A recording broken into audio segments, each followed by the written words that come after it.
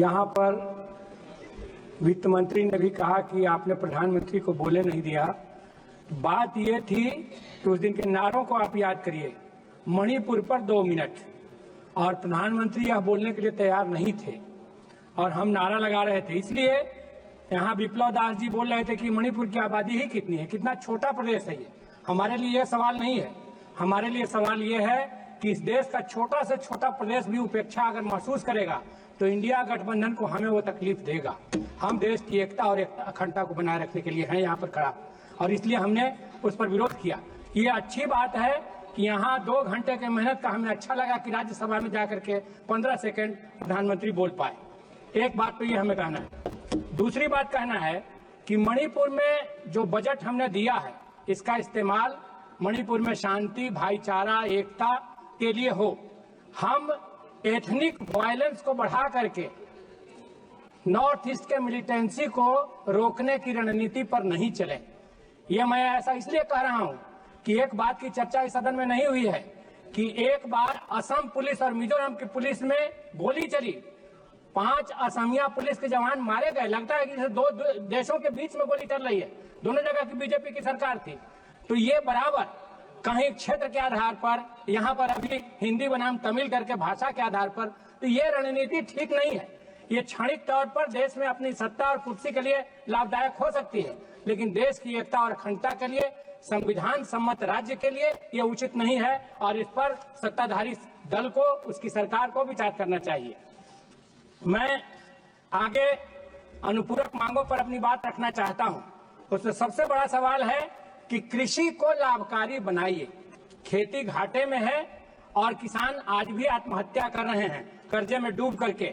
बटाईदारों को न किसान सम्मान निधि मिलता है, जबकि 70% खेती उन्होंने संभाल रखा है।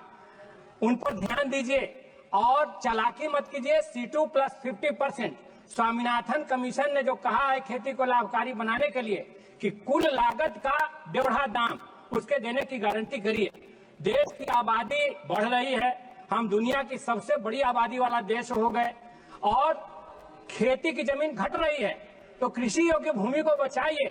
लगातार इसका अधिग्रहण हो रहा है और आज के मार्केट रेट पर जिन योजनाओं के लिए, परियोजनाओं के लिए जमीन का अधिग्रहण हो रहा है, किसानों को उचित मुआवजा नहीं मिल रहा। तो यह अन्यायपूर्ण कदम रोकने के लिए बजट अनुपूरक अगर मांग रखते हैं तो उसमें प्रावधान करिए।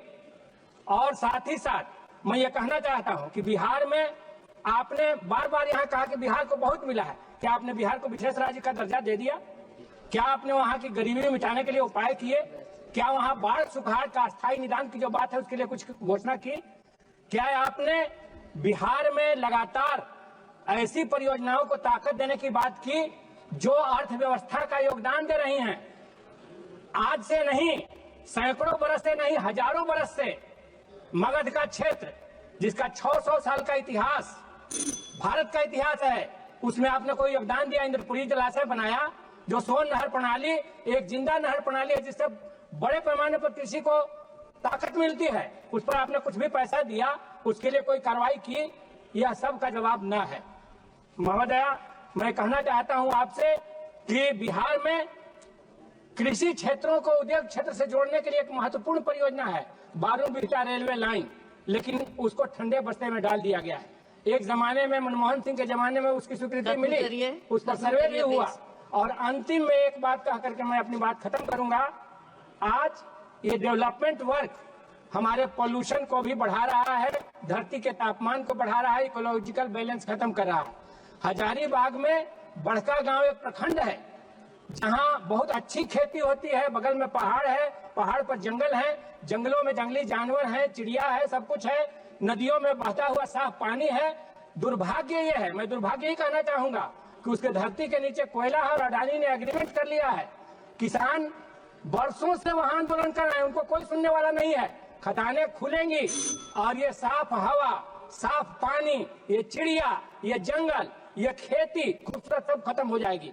तो हमारा ये कहना है, इसी लू में, इसी गर्मी में 62 लोग बिहार में लू लगने से मर गए। तो आज कोई विकास की रणनीति आप बना रहे हैं तो इकोलॉजिकल बैलेंस को ध्यान में रख करके भी देखना होगा, नहीं तो ये सवाल बन रहा है कि हम विकास की तरफ बढ़ रहे हैं या विनाश की तरफ बढ़ रहे हैं। और एक बात अंतिम कहते हुए अपनी बात खत्म करूंगा कि क्या आपको इस धरती पर ही रहना है कि दूसरी जगह कहीं योजना बनाए हुए हैं? अगर नहीं योजना बनाया है तो इस धरती को अनुकूल बना के रखिए।